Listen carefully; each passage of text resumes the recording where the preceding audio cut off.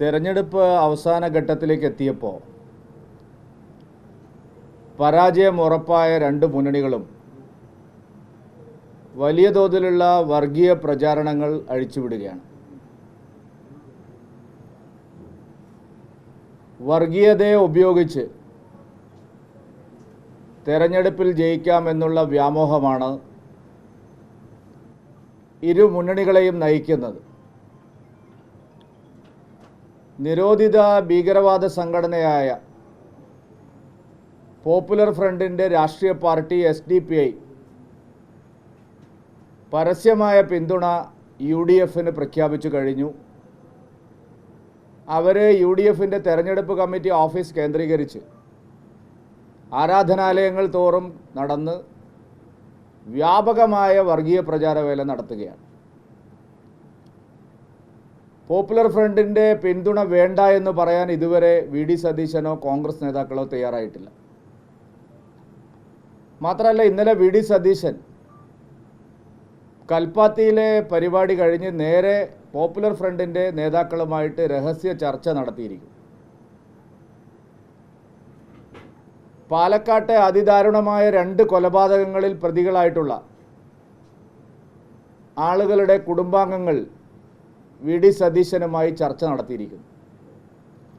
സഞ്ജിത്ത് കൊലക്കേസിലെയും ശ്രീനിവാസൻ കൊലക്കേസിലെയും പ്രതികളുടെ കുടുംബാംഗങ്ങൾ എന്താണ് VD സതീശനുമായി ചർച്ച നടത്തിയത്? എന്ത് സഹായമാണ് അവർ VD സതീശനിൽ നിന്നും കോൺഗ്രസിൽ നിന്നും പ്രതീക്ഷിക്കുന്നത്? VD സതീശൻ ഏറ്റവും ചുരുങ്ങിയത് ഇത് ചെയ്യുന്നതിന് മുമ്പ് ശ്രീകണ്ഠനോടെങ്കിലും ചോദിക്കേണ്ടതായിരുന്നു. ശ്രീനിവാസൻ്റെ പിതാവ് അടിയുറച്ച ഒരു കോൺഗ്രസ് പ്രവർത്തകനായിരുന്നു. കോൺഗ്രസിൻ്റെ ബൂത്തിലിരിക്കുന്ന ഏജൻ്റായിരുന്നു, പോളിംഗ് ഏജൻ്റായിരുന്നു.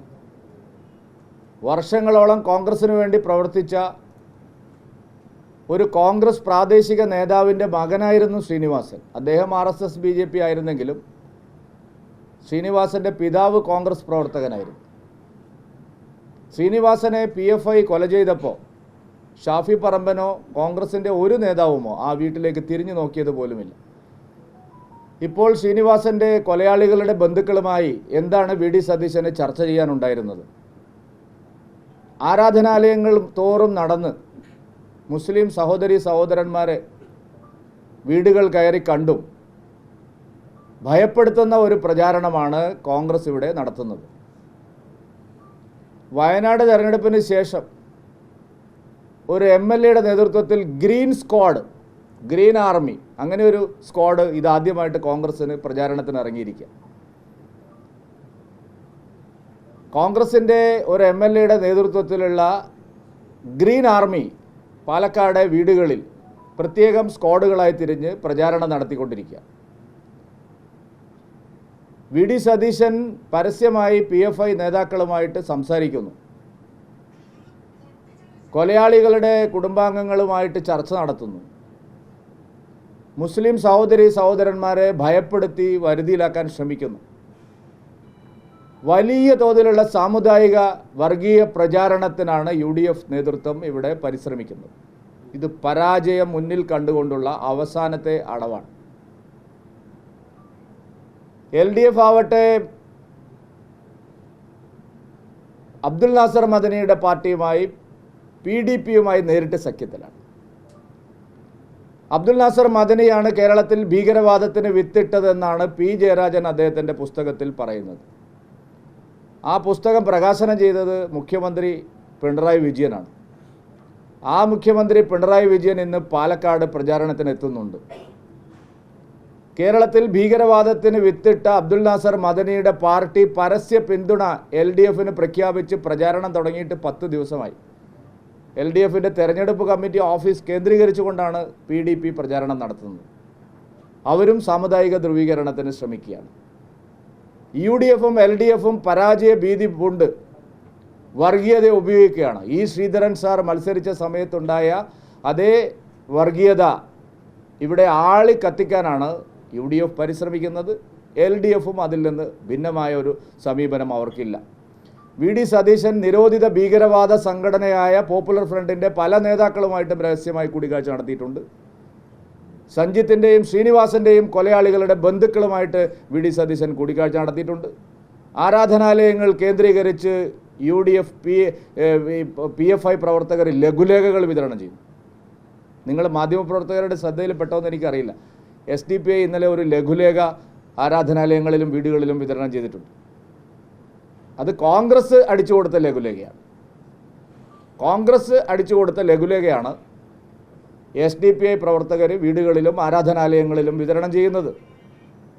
അവർ തൃശ്ശൂർ ആവർത്തിക്കാൻ സമ്മതിക്കില്ല എന്ന് പറഞ്ഞുകൊണ്ട് തെരഞ്ഞെടുപ്പ് അട്ടിമറിക്കാനുള്ള ഒരു പ്രചാരവേലയിലാണ് ഏർപ്പെട്ടിരിക്കുന്നത്. ഇത് തെരഞ്ഞെടുപ്പ് കമ്മീഷൻ പരിശോധിക്കേണ്ട വിഷയമാണ്. ജനങ്ങളെ സാമുദായികമായി ഭിന്നിപ്പിക്കുന്ന, വർഗീയ രീതിയിൽ പ്രചരിപ്പിക്കുന്നത് തെരഞ്ഞെടുപ്പ് ചട്ടങ്ങളുടെ ലംഘനമാണ്. പച്ചയായി UDFും LDFും തെരഞ്ഞെടുപ്പ് ചട്ടങ്ങൾ ലംഘിക്കുകയാണ്. ഞങ്ങൾ തെരഞ്ഞെടുപ്പ് കമ്മീഷനെ ഇതുമായി ബന്ധപ്പെട്ട് സമീപിക്കാൻ തീരുമാനിച്ചിരിക്കുക.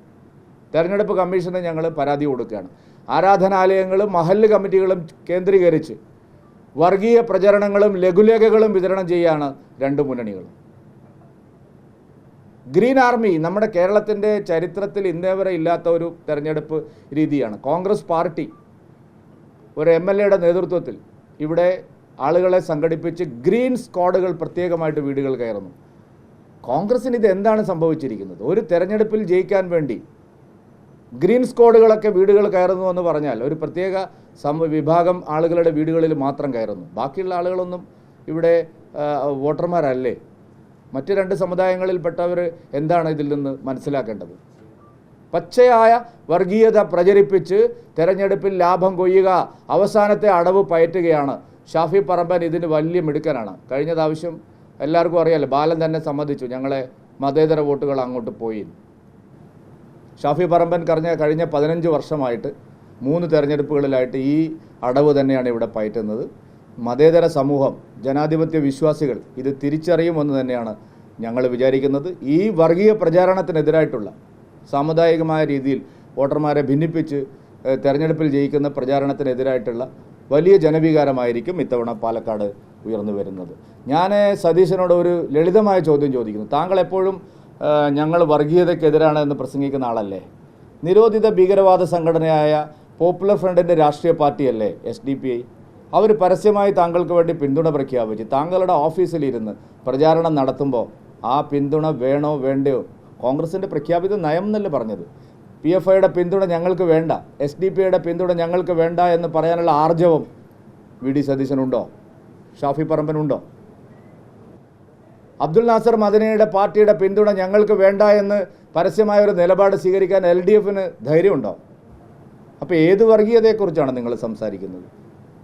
നാഴികയ്ക്ക് 40 വട്ടം വർഗീയതയെക്കുറിച്ച് സംസാരിക്കുന്ന നിങ്ങൾ രണ്ട് മുന്നണികളും യഥാർത്ഥത്തിൽ ഇവിടെ എന്താണ് ചെയ്തുകൊണ്ടിരിക്കുന്നത്? ഇത് പൊതുസമൂഹം ഗൗരവമായിട്ട് തന്നെയാണ് ഈ വിഷയത്തെ കാണുന്നത്. വഖഫിൻ്റെ വിഷയത്തിലും ഇവർ ഇതേ സമീപനം തന്നെയാണ് സ്വീകരിച്ചത്. വഖഫ് ബോർഡ് അവിടെയും ഇവിടെയൊക്കെ ആയിട്ട് അവകാശവാദങ്ങൾ ഉന്നയിക്കുകയാണ്, നോട്ടീസ് അയക്കുകയാണ്. LDFനും UDFനും അത് അവസാനിപ്പിക്കണമെന്ന് പറയാനുള്ള, അറ്റ്ലീസ്റ്റ് ഏറ്റവും ചുരുങ്ങിയത് മുനമ്പത്തെ ഭൂമി എങ്കിലും തൽക്കാലം അവകാശവാദം ഉന്നയിക്കണമെന്ന് പറയാനുള്ള സാമാന്യ മര്യാദ അവർ കാണിച്ചില്ല. ഞങ്ങളെന്തായാലും ഈ വിഷയത്തിൽ വലിയ പ്രചാരണങ്ങളും പ്രക്ഷോഭങ്ങളും കേരളം മുഴുവൻ നടത്താനാണ് തീരുമാനിച്ചിരിക്കുന്നത്.